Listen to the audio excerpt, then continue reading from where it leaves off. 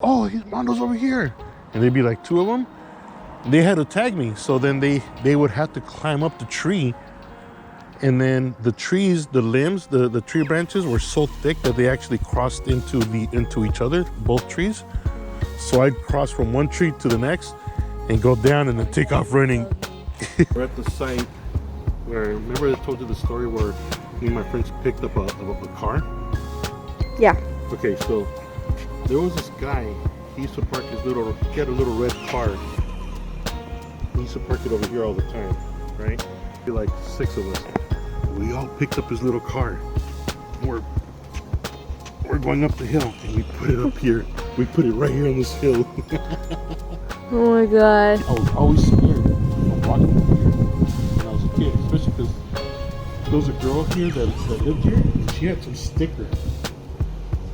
And it said, it was like the neighborhood protection program, but just because the neighborhood protection program, it had a logo of some guy in a hat with like a trench coat, and it looked spooky to me, and I thought they were kidnappers. Just because I didn't understand what it said, right? Yeah. Friends, Sonia, Frankie, they all live right there in the bottom top right here. Our friend Chuchin used to live in that house right there on top, and then our place was right there, right? The bottom one. And Moy and Beto lived on that house next door. And Emilio lived upstairs from us. My friend Manny used to live there, and his sister Yvonne. Then they moved out, and then this kid Ricky and his sister Amanda moved in. And we'd throw mud rocks to each other from this side. We'd throw them all the way to that side, and then they're throwing them from that side, they throw them over to us over here. And we got lucky. Nobody ever got hit, hard. Yeah, this was my apartment right here. We lived here for so many years. And there was this big hole there, from where they trenched. So I said, hey, I'm gonna pretend I discovered gold. We had all kinds of spray paint from our roommate there was some guy named Oscar. He used to live with us, Hermano Oscar. And he always had all kinds of spray paint for his job. And then I found some rocks, so I spray painted them. They were like really smooth rocks. Wait, blue? Yeah.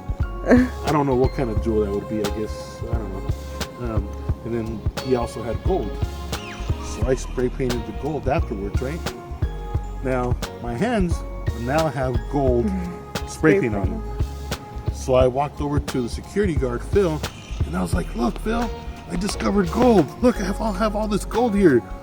He's like, oh, that's nice, whatever. I was like, how come he doesn't believe me? Like, it should be like a big deal, Me and Victor, Saturday mornings, after watching Saturday morning cartoons, we'd be eating our cereal, watching Saturday morning cartoons, right? And we weren't supposed to be eating on the floor. We'd be laying on the floor and just eating, right? And if Abuelo would come, we'd hide our bowls underneath the couches. Abuelo would be like, okay, everybody, we gotta clean.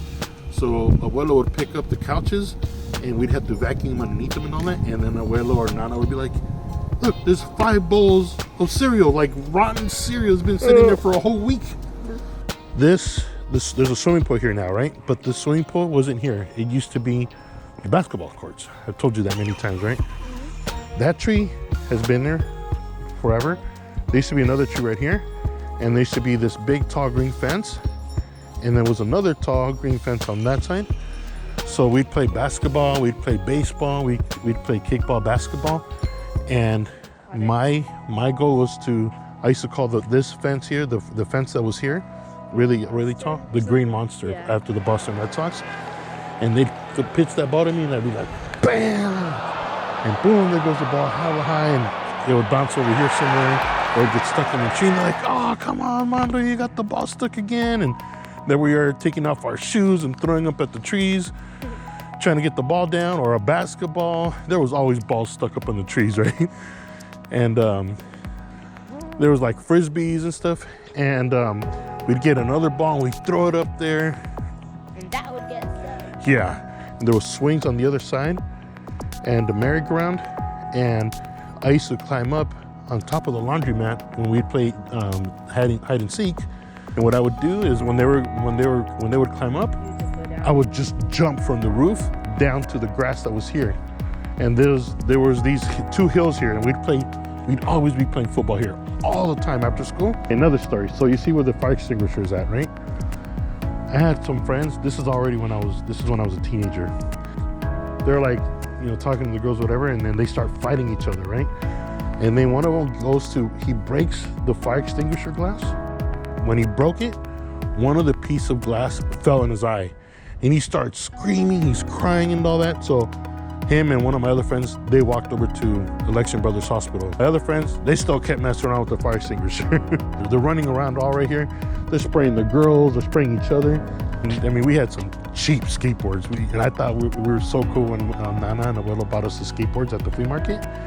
The skateboards were so cheap. As soon as you spin the wheel, it would stop right away. At that time, I wasn't able to ride my skateboard standing up, so I'd be on the floor, pushing with my knee on the skateboard and pushing with my other foot. Remember I told you, like, we had no money, right? So we would always try to sell nachos, we'd sell ices, and I think I was about 14 or 15 years old, right? And we had like no milk, no eggs, no bread or nothing. So I said, I'm gonna go to the food bank. Instead of going to school, I used to go to the food bank sometimes and work just so that I can bring back home food, right? And because my dad wasn't working, he had a bad accident where he was almost paralyzed, and we weren't getting any money. So me and Victor, we had to hustle our own kind of way. Victor would go to the laundromat. He would sell. He wouldn't sell. He'd be cleaning all the laundry machines, the washers and the dryers. I would go to the food bank of Silicon Valley, and I'd work a whole 8 hours, and then in return they'd give me 2 big old boxes of food, vegetables,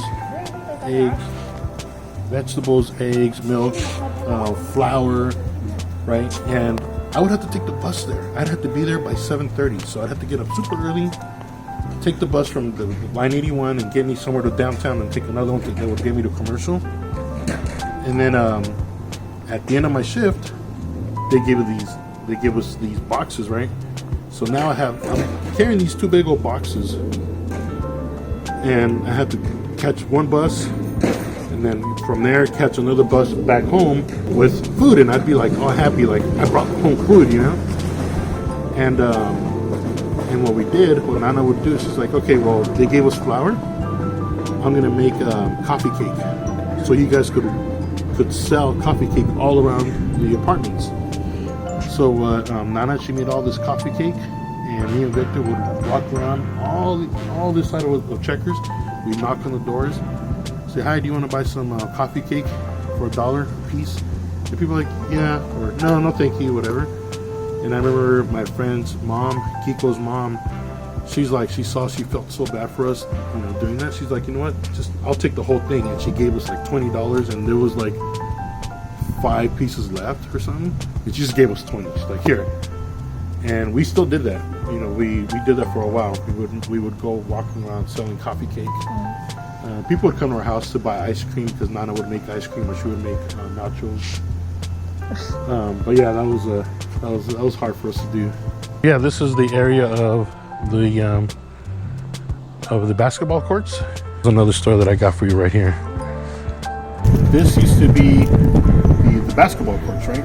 So do you remember, Mommy, I was telling you one day, like, I was all happy that Nana and Abuelo, they got us the Bart Simpson t-shirts everybody was getting them at the time, and we're all happy because we finally got them now, right? And there was this big hole in the fence, so there was a kid, he'd be up at bat, and whoever was next, instead of going around the fence, we would climb up the fence and go through the hole. And then, okay, now I'm up at bat, right? So that day, I decided, I don't know what possessed me to do this, but I used to wear Pro Wings, like the Payless shoe store brand. Like at that time, it was like the worst of the worst, right? And I drew a Nike symbol on both sides of my shoes, right? And with the marker. And then now it's my turn to go up at bat. And I decided to go through that hole in the fence, right? So as I'm going through the hole, my legs are kind of dangling out of the fence, which meant everybody's looking at my shoes now. Everybody's looking at my legs and my shoes. I'm like, those are fake. Those aren't real. Look at you, the Nike swoosh on them, and everybody started laughing. But yeah, this is where most of my childhood lies, right here. Because when I was a teenager, we moved out of this area to the other set of apartments that are further back. Now I'm going to show you where I was when I first moved into Checkers when I was about 4 or 5 years old. I'm going to go check that out. So this is the house that I used to live at when I was 4 years old, 5 years old.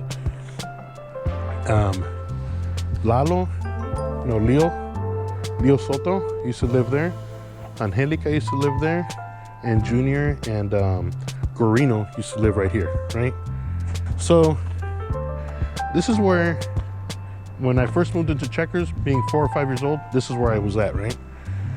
And at that time, there was lots of white people that lived here.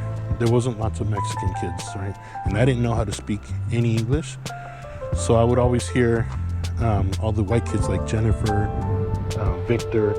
There was this maintenance man named Dale. He'd always be riding his car, his little maintenance car, and everybody would say, "Hi, Dale. Hi, Dale." And he'd always say hi, whatever. And I'm like, "Hi, Dale." He would not even say hi to me because he didn't know me. Did he just look at you? He would just look at me, smile. And I thought it was all cool when I would see my friends. They would run and then run up the slide and get to the top. And I couldn't do it for the longest time. And finally, when I did, I was like, yes, I could do it. I remember I was watching this TV show with Nana on how babies look inside the amniotic sac when the mom is pregnant, how the baby looks inside. And it was nighttime. It was dark. It was night outside, whatever. All of a sudden, I heard boom, boom, boom. Someone's pounding on the door, on our door. Armando, come outside. And I started crying, and I'm trying to be quiet. I'm like, Mom, help me. Why are they looking for me? I'm like, who is this person? And they kept saying, Armando, I know you're there. And I was like terrified, right? Well, it was because Gorino and Junior, they had a cousin named Armando. The dad was there looking for him. So he got the wrong house. And it just happened to be that I was on Armando also. You know, what a coincidence, right? And Nana was like, I jumped on Nana's lap and I was all like hugging her tight. And she was like holding me, she's like, it's okay, don't be scared. And even after like Nana opened the door, and he's like, is my son here? And Mama's like, no, but you scared my son. He's like, oh, I'm so sorry, whatever. Even after he left, I was still scared, super scared. So my friend, whoa. What the heck was that? So my friend, I don't know. So my friend Gerardo lived right there. Jerry. What the heck? So my friend Jerry used to live right here, or here, one of these two houses. Gerardo and Leno. And then over there, my friend Marcos Diaz, Jesse, and Tita, the sister Tita, they used to live right here. I forget which house it was. I remember these houses, they caught on fire big time. Like they were up in flames, and I remember the glass was breaking and stuff, and they all burnt down. For the longest time, they were empty, right? And they finally built them up. Then my friend Danny and the family, they moved in right there, right? Now let's walk over here. Here is where my longtime OG crib homie Maurice, this is where he used to live when we were kids. Gangsta Reese, what's up? But he lived right here. This is where I first met him. I used to call him Mama Gusa when I was a kid. My best friend Luis, when I was in 3rd, 4th grade, used to live right here, right? And then, so I'd always be playing Nintendo at his house. I'd always be playing Mike Tyson's Punch-Out, whatever. And then my other best friend, my first best friend, was Nelson. He lived right there on that house. I only saw him on the weekends, maybe every other weekend or so, because he wasn't always here. He lived with his mom, and his dad lived here with his stepmom. So it was him, Ruby, and their stepbrother Louis. Louis is like one of the cool kids. And I remember I was kind of hurt because Louis wouldn't invite me to his house anymore to play video games. He would always be calling this new kid that moved into Checkers, his name was Hugo. So we'd always invite Hugo in, and I'm like, and I told him one day, hey man, I thought I was your best friend. You haven't called me to come by and play games. And he straight up told me, "You're not my best friend anymore. Hugo is." And I was like, "Oh man, I felt stupid. I felt awful." Well, Nelson was right there. Nelson was my first original best friend here, but since he wasn't always here, I'd only seen him in school. He's like, "You know what, Mondo? It's okay. You're still my best friend." He's like, "Come on," and he walked with me, and we walked away. Shout out to Nelson. I love you, bro. I still talk to him actually. It's been a while, but what's up, bro? Somebody brought this springboard. They found this. They found this board, like a trampoline, right? And they brought it here to the basketball courts. So everybody's running. They're playing with this. They're playing with the springboard. As soon as you jump on it, you get air, tons of air. Now you slam dunk, right? Well, Lewis, poor guy, man. He tried slamming it, but he hit the backboard, and now the ball made his hand bounce back, so he fell backwards. Bam! And he landed. Like he knocked out. So I ran to this house here. Lewis wasn't living here anymore, right? Luis Ramirez wasn't living here anymore. I knocked on the door and I said, "Call an ambulance." And the ambulance came and they took Lewis. So Lewis is okay, but you know what I did? I know it's wrong, but I couldn't help it. I did a chalk outline of his body where it made it look all like weird, right? And nobody knew that it was me up until now. To ride my bikes against my friends, we'd be riding all right here. We'd be making circles right here. Whoever made like the 4 circles the quickest would win. Okay, so this is the story of the toad, Mommy. Do you remember the story of the toad? So I hated doing laundry here at this laundromat because it was scary because you had to walk down this dark hallway right here. So if the laundromat that was over there closest to the house, if all the washing machines were occupied, then we'd have to do our laundry here. And in the fall, there was a tree here, and they would drop all kinds of big leaves all right here. And then one day, I was in here doing laundry, and I was right about to leave, and we had a table in the middle so you can fold your clothes and all that. And I was walking out, and there's a freaking toad right here, sitting here chilling, looking at me. And I jumped up on that table. I got so scared because Abuelo always told me that toads are vengeful. They'll explode on you and squirt out this milky substance. See the window up there on top? The 2 windows up top? That was our last place that we used to live at. Those are the last apartments that I lived at.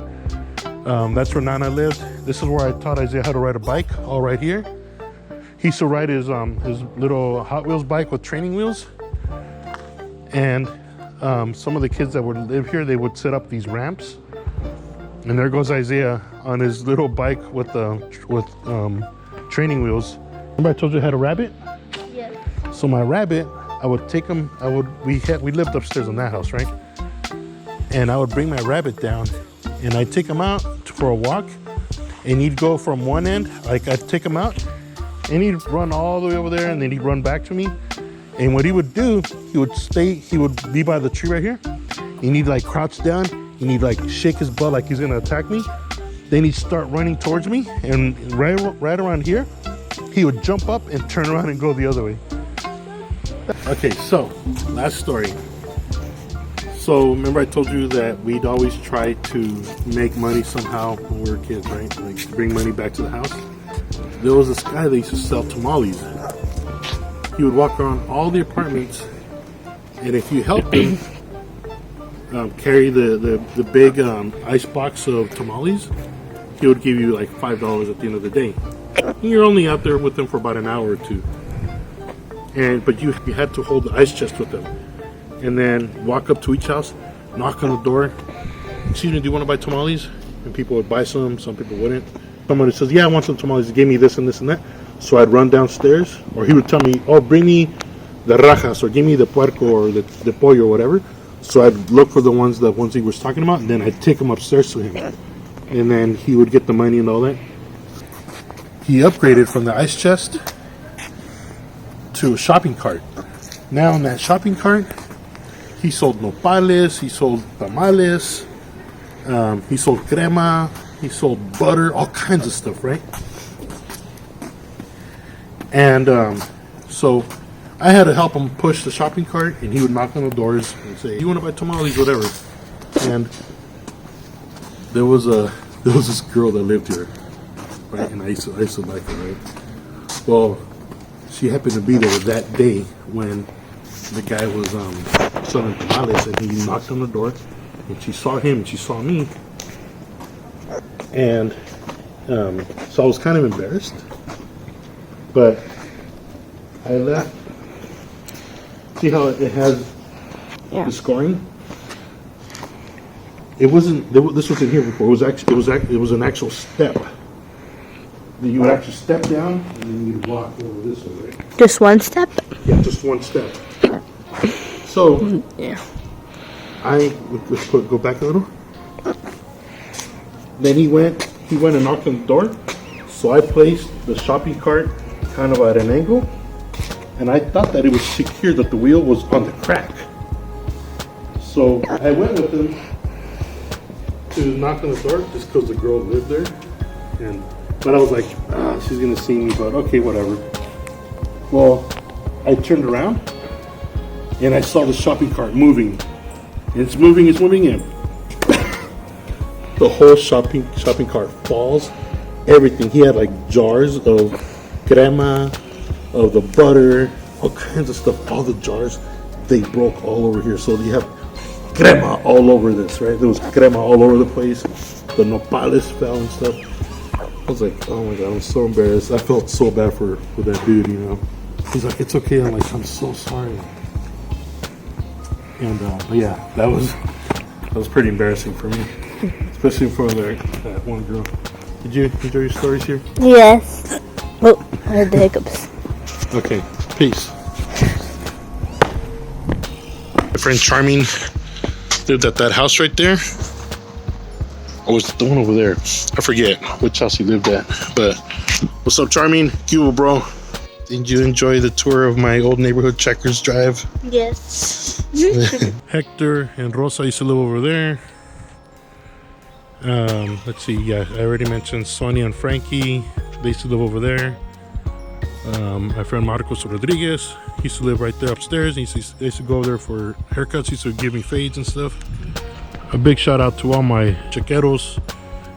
Good times, man. I love living here. All right, people. Hope you guys enjoyed the video. Talk to you guys later. Peace.